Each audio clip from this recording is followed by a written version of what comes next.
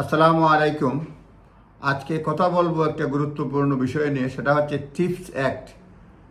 এটা 1 অক্টোবর 2024 সাল থেকে আইনে পরিণত হবে, কার্যকর হবে। এটার নাম হচ্ছে আইনের ভাষা employment allocation of tips act 2023 এবং এটা কার্যকর হবে 1 অক্টোবর 2024 সালে। আর খুব বেশি দিন দেরি নয়, সপ্তাহখানেক দেরি সময় রয়েছে। আজকে হচ্ছে গিয়ে 23শে September. Employment allocation of tips act, এটা পাবলিকের কাছে টিপস অ্যাক্ট নামেই পরিচিত এবং এটা রাজা সম্মতি পায়, রয়্যাল অ্যাসেন্ট পায় 2 মে 2023 সালে।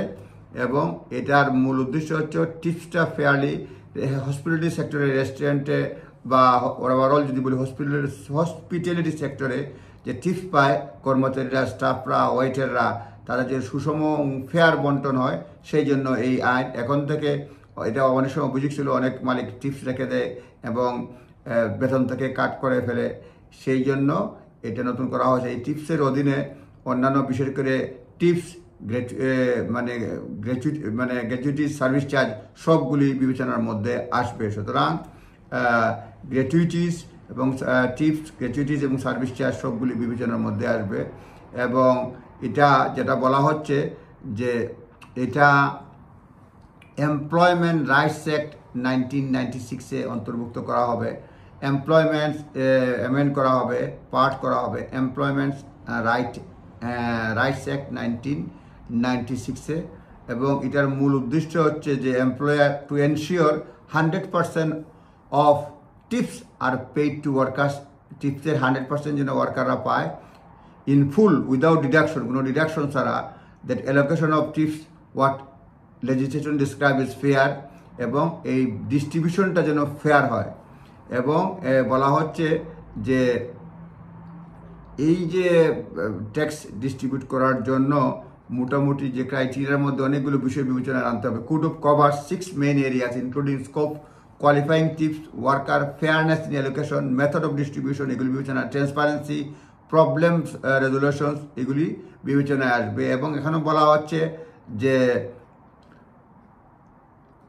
where a worker receive tips can keep the tips without involvement or control of their employer. সুতরাং এমপ্লয়ারের কন্ট্রোল ছাড়াও সে টিপ রাখতে পারবে কোনো এমপ্লয়ি।